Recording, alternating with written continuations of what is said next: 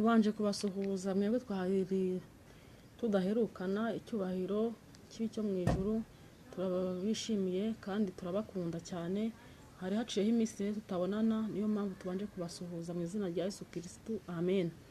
Reka rero tubanze dusenga Imana, noneho dutangire gahunda isanzwe iduhuza mu buryo kuganira uko ijambo ry'Imana ndetse no ku bindi bitandukanye.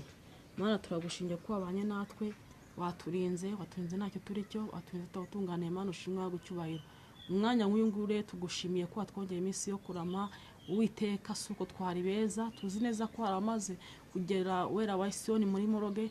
Hari n'abamaze kwisasira ibitaka ndetse biyorosha ibindi. Suko tubarusha ubwiza cyangwa uburanga, suko tubarusha gukomera cyangwa ubuhangange, ahubwo ni kubw'ubuntu bwawe, icyubahiro n'ikibi cyawe. Mana rero uyu munsi watwongereye nyiringabo Mana, kuko uri mu minsi y'inyongezo, utwemere iyi minsi y'inyongezo tuyikoremo ibi bizima kandi bishimwa nawe, tuyikoremo ibyo tugomba kuyikoramo. Kandi nyiringabo Mana, tumenye mission yatumye wera wa Siyoni udushyira kuri iyi si. Nzi neza kuri wese yaje kuri iyi si hari mission aziye, kandi iyo mission azagenda ari uko ayirangije. Nta n'umwe ugomba kugenda atangije mission yamuzanye ku isi. Nyemerera rero mission yatuzanye ku isi tuyikore uko tugomba kuyikora, na kimwe kibuzemo, kandi buri wese agira ishyaka mu mutima wiwe ryo gukora icyamuzanye kuri iyi si, kugira ngo atazabonekaho umugayo umunsi uzaba uje gucira urubanza nyiringabo Mana abazima n'abapfuye. Komeza kubana natwe rero, ukomeze kutugirira neza, n'aba ari twe ahubwo izina ryawe aba ari ryo. Urakoze kuko ubyumvishije kandi ukaba ugiye kubikora mu izina rya Yesu Kristo, amen. Haleluya. Imana nishimwe, neshejwe n'Imana mu mutima wanjye kuko nongeye kuramuka bikemera.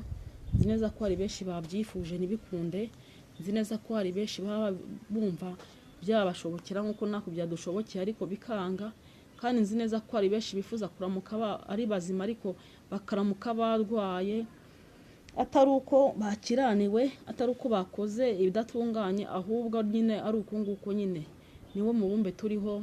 Umubwiza we yaravuze ngo habaho igihe, ibihe biratandukanye, hari igihe cyo kwishima, hari n'igihe cyo kubabara, hari igihe cyo guseka, hari n'igihe cyo kurira.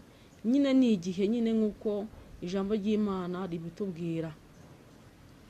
Ubwo rero reka tuganire, tuvuge ibyuzuye umutima wacu, tuyibagezeho, namwe mwumve bibagereho, ibidufasha namwe tuyibafashishe kugira ngo munezerwe, cyangwa se wenda bigira ahantu bibavana, bigire naho bibakura. Gusa uyu munsi wa none ni ukuri ndanezerewe kuba nongerewe uyu munsi, byo ndanezerewe rwose byimazeyo, numva nishimye mu mutima wanjye. Imana nishimwe. Rero ubushize twaraganiriye, tuganira ibintu bitandukanye, tuganira no ku ijambo rivuga ngo Yesu ko yari ari n'ubu niko akiri. Nanjye rero n'ubu ndahamya nashidikanya ko Yesu yari ari n'ubu ngubu niko akiri, ntago ajya ahinduka. Niyo mpamvu tugomba kumusenga igihe cyose, tukamushima kuko ari umwami wacu uturinda ibihe byose, uturinda ibihe bikomeye, tukumva ko turi fiyeri yo kuba twanamuhamya by the way. Kuko nzi neza ko hari n'abakorera shitani bahagarara bakavuga ati njye nariyakiye n'ubundi mureke mvugire umwami wanjye bitewe nuko n'ubundi aho nzajya amazi. Noneho rero natwe tugize duhitamwo uwo mujya wo gukorera shitani, natwe tugomba kuba fiyeri yo kuvuga ko natwe umwami dukorera tumuzi, kandi hari deadline yaho azatujyana, tukaba tuzi neza ko hari umugabane agomba kutujyanaho. Buri wese arakora azi umugabane azajyaho uwo ari we.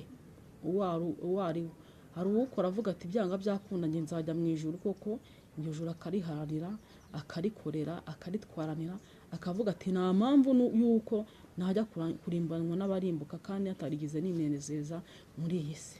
None se nanjye nakubaza,